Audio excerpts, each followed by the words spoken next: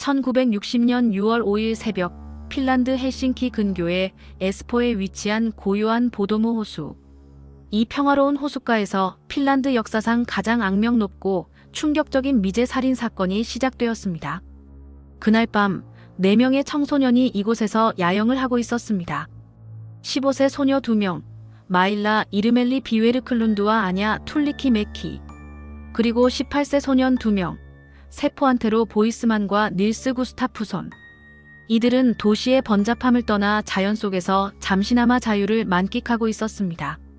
따뜻한 여름밤의 정취는 그들의 젊음과 어우러져 더욱 빛났을 것입니다. 그들은 호수에서 시원하게 수영을 즐기고 한가로이 낚시를 하며 모닥불 주위에 모여 이야기꽃을 피우는 등 여느 또래처럼 평범하고 행복한 여름밤을 보내고 있었습니다. 미래에 대한 희망과 설렘이 가득했을 그들은 세상의 어두운 면과는 거리가 멀어 보였습니다. 자정이 무렵 4명의 청소년은 하나의 텐트 안으로 들어가 잠이 들었습니다. 깊은 잠에 빠져든 그들은 다가올 끔찍한 새벽을 전혀 알지 못했습니다. 그들의 꿈은 채 펼쳐지기도 전에 산산조각날 운명이었을까요? 다음 날 아침 그 텐트 안에서 나온 것은 평온한 기상소리가 아니라 상상조차 할 수 없는 참혹한 살인의 흔적이었습니다. 평화로웠던 호숫가는 한순간에 공포와 비극의 현장으로 변모하며 핀란드 전역을 충격에 빠뜨렸습니다. 6월 5일 아침 호숫가를 산책하던 2 소년이 뭉개지고 피로 얼룩진 텐트를 발견합니다. 그들은 의아한 마음에 텐트 가까이 다가갔고 텐트 밖으로 누군가의 발이 튀어나와 있는 것을 보았습니다. 그 충격적인 광경에 굳어버린 것도 잠시, 그 옆에는 피를 흘리며 신음하는 한 소년이 쓰러져 있었습니다. 그는 심각한 부상을 입은 채 의식을 잃어가고 있었죠. 그가 바로 이 사건의 유일한 생존자 닐스 구스타프손이었습니다. 당시 18세였던 닐스는 턱뼈 골절과 얼굴 부상을 포함한 여러 부위를 심하게 다친 채 발견되었습니다. 그의 상태는 매우 위중했으며 생사의 기로에 서 있었습니다. 경찰이 현장에 도착해 텐트 안을 조심스럽게 확인했을 때 그 안에는 이미 숨이 멎은 3구의 시신이 있었습니다. 마일라 이르멜리 비웨르클룬드, 아냐 툴리키 메키, 그리고 세포안테로 보이스만. 이들은 모두 둔기에 의해 머리를 잔인하게 가격당했고 동시에 날카로운 흉기에 찔린 흔적도 몸 곳곳에서 발견되었습니다. 특히 15세 소녀 마일라의 시신에서는 무려 15곳이 넘는 칼자국이 발견됐습니다. 이는 단순한 살인을 넘어선 극심한 분노와 잔혹성을 짐작하게 했습니다. 범인의 무자비한 공격은 피해자들이 저항할 틈조차 주지 않았음을 암시했습니다. 그러나 정작 범행에 사용된 칼과 둔기는 현장 어디에서도 발견되지 않았습니다. 이는 수사를 더욱 미궁으로 빠뜨리는 중요한 단서 실종이었으며 범인이 증거를 의도적으로 인멸하려 했음을 시사했습니다. 수사 결과 텐트는 안에서가 아니라 바깥에서 날카로운 것에 의해 찢겨 있었습니다. 이는 범인이 외부에서 침입하여 공격을 시작했을 가능성을 강력히 시사하는 증거였습니다. 피해자들이 잠들어 있던 텐트 안으로 침투하여 무방비 상태의 이들을 공격했다는 점에서 범인의 대담함과 잔혹함을 엿볼 수 있었습니다. 사망 추정 시각은 새벽 4시에서 6시 사이. 모두가 깊은 잠에 빠져있던 가장 무방비하고 취약한 시간이었습니다. 이 시간대에 호수 근처를 지나가던 사람들의 증언은 없었으며 범인은 어둠을 틈타 범행을 저지른 것으로 추정되었습니다. 그러나 이 사건에는 설명되지 않는 점들이 너무나 많았습니다. 이러한 의문점들은 사건의 복잡성과 미스터리를 더욱 심화시켰습니다. 첫째, 왜 범인은 가장 강한 2명의 소년 세포와 닐스를 먼저 공격했을까? 이는 범인의 전략적인 행동이었을까요? 아니면 단순히 텐트 안에서의 위치에 따른 우연의 일치였을까요? 이 질문은 범인의 의도와 심리에 대한 중요한 단서를 제공할 수 있었습니다. 둘째, 왜 여자들의 옷은 그대로인데 남자들의 신발과 소지품만 사라졌을까? 이러한 선택적인 절취는 범행의 동기에 대한 의문을 증폭시켰습니다. 단순한 강도 살인이라고 보기에는 부자연스러운 부분이 많았기 때문입니다. 사라진 물품들이 범행과 어떤 연관성을 가지는지도 밝혀지지 않았습니다. 셋째, 왜 닐스와 세포의 신발은 현장에서 1km 떨어진 곳에서 발견됐을까? 신발을 벗겨 멀리 옮겨놓은 범인의 행동은 무엇을 의미했을까요? 이는 범인이 현장을 혼란스럽게 만들거나 수사를 교란하려는 의도였을 수도 있습니다. 혹은 특정 메시지를 담고 있었을 가능성도 배제할 수 없었습니다. 그리고 무엇보다도 왜 단 한 명만 살아남았을까? 유일한 생존자인 닐스 구스타프손은 사건의 핵심 증인이자 동시에 미스터리의 중심이 되었습니다. 그의 생존은 단순한 우연이었을까요? 아니면 범인의 의도적인 선택이었을까요? 유일한 생존자 닐스는 머리를 심하게 얻어맞아 뇌진탕 증세를 보였고 6주 이상 혼수 상태에 빠졌습니다. 의식을 회복한 뒤에도 그는 사건 당시의 기억을 거의 떠올리지 못한다고 말했습니다. 그의 기억 상실은 수사에 큰 걸림돌이 되었으며 유일한 목격자의 진술을 얻기 어렵게 만들었습니다. 목격자는 거의 없었습니다.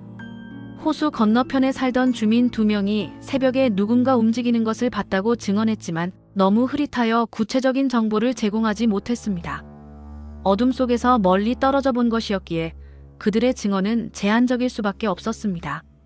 근시인 한 소녀는 금발 남자를 봤다고 증언했지만 이 역시 범인을 특정하기에는 부족했습니다.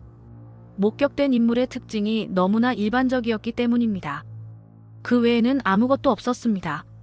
단서는 너무나 미약했으며 경찰은 사건 해결에 난항을 겪었습니다. 사건은 점점 더 미궁으로 빠져드는 듯 했습니다. 경찰은 결국 최면 수사라는 극단적인 방법까지 동원합니다.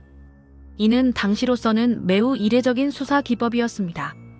그 결과 닐스는 희미하게 금발 남자가 텐트를 찍고 쇠파이프로 공격했다는 기억을 떠올립니다.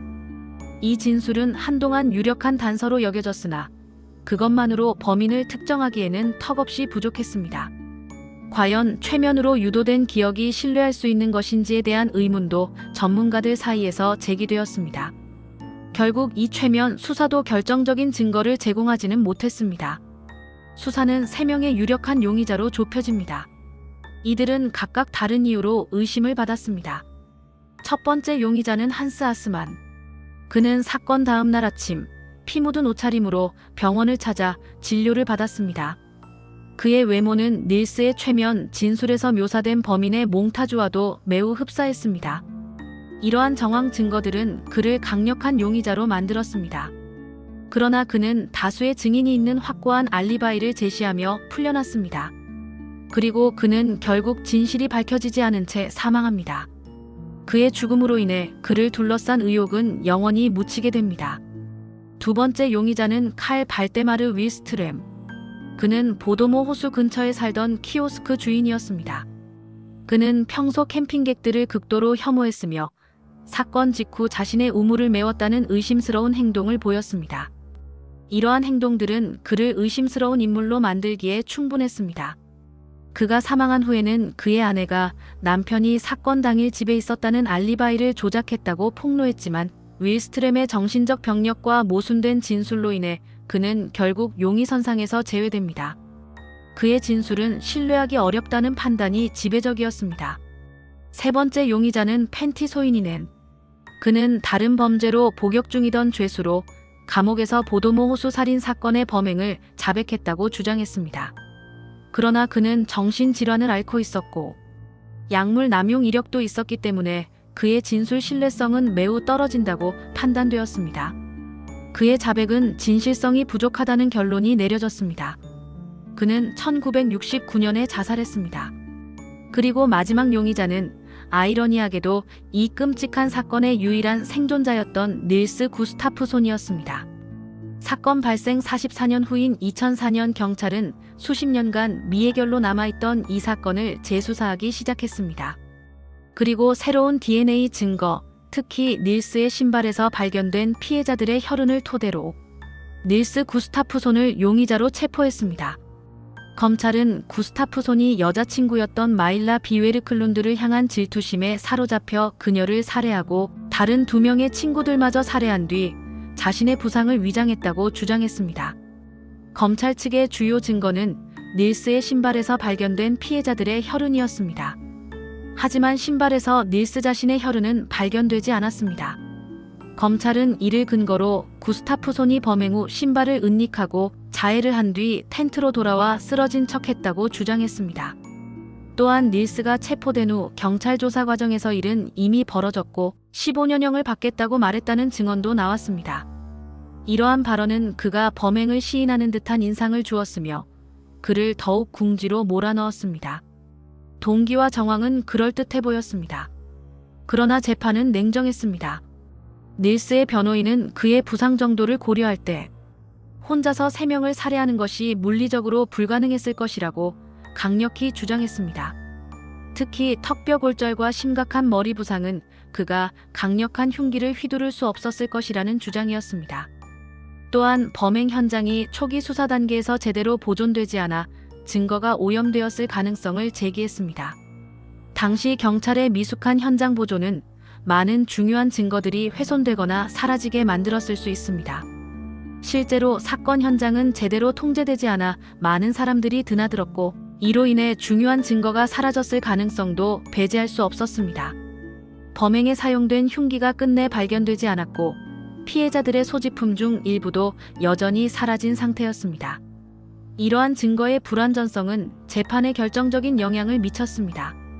결국 증거는 불충분했고 검찰이 제시한 범행 동기도 명확히 입증되지 않았습니다. 2005년 10월 7일 법원은 오랜 심리 끝에 닐스 구스타프손에게 무죄를 선고했습니다.